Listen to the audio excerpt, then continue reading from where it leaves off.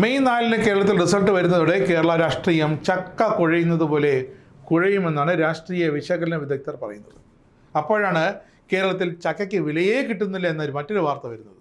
തൊട്ടപ്പുറത്ത് തമിഴ്നാട്ടിൽ കാട്ടാനകൾ ജനവാസ കേന്ദ്രത്തിലേക്ക് ഇറങ്ങാതിരിക്കാൻ സമീപത്തെ പ്ലാവുകളിൽ നിന്നും ചക്കകൾ പറിച്ചു മാറ്റി ദൂരെ എറിഞ്ഞു കളയുന്ന തിരക്കിലാണ് വനപാലകർ. വനാതിർത്തിയിലെ പ്ലാവുകളിൽ നിന്നും അങ്ങനെ ചക്ക നീക്കം ചെയ്യുമ്പോൾ ഇവിടെ കേരളത്തിൽ ചക്കയ്ക്ക് നാട്ടിലും മറുനാട്ടിലും ആവശ്യക്കാരേറെ.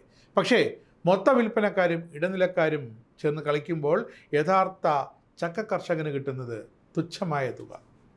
അങ്ങനെ ഇവിടെയും അവിടെയും വില്ലൻ ചക്ക തന്നെയാണ്. ഇടിയൻ ചക്ക ഒന്നിന് 70 രൂപ വരെ നേരത്തെ കർഷകന് ലഭിച്ചിരുന്നു. ഇപ്പോൾ അത് ലഭിക്കുന്നത് 25 മുതൽ 30 രൂപ മാത്രം. ഇടനിലക്കാരിൽ നിന്നും അത് മൊത്ത വ്യാപാര കച്ചവടക്കാരുടെ കയ്യിലേക്ക് മാറുമ്പോൾ ഏതാണ്ട് 70 രൂപ അവർക്ക് ലഭിക്കും. അവിടെ നിന്നും കേടാകാതെ പാക്ക് ചെയ്ത് മൂല്യവർദ്ധിത ഉൽപ്പന്നമാക്കാൻ ഫാക്ടറിയിലേക്ക് എത്തിക്കുമ്പോൾ അവർക്ക് ലഭിക്കും കൂടുതൽ വില. അങ്ങനെ ഇതര സംസ്ഥാനങ്ങളിലെ വിപണന കേന്ദ്രങ്ങളാണ്, ഉൽപ്പാദന കേന്ദ്രങ്ങളാണ് ഏറ്റവും കൂടുതൽ കേരളത്തിൽ ചക്ക കൊണ്ട് ലാഭമുണ്ടാക്കുന്നത്. അങ്ങനെ വിദേശ വിപണിയിലേക്ക് ചക്ക എത്തുമ്പോൾ ഡിമാൻഡ് കൂടും. പക്ഷേ ഇവിടുത്തെ കർഷകൻ ഇന്നും ചക്ക കണ്ടാൽ കണ്ണീര് തന്നെയാണ്.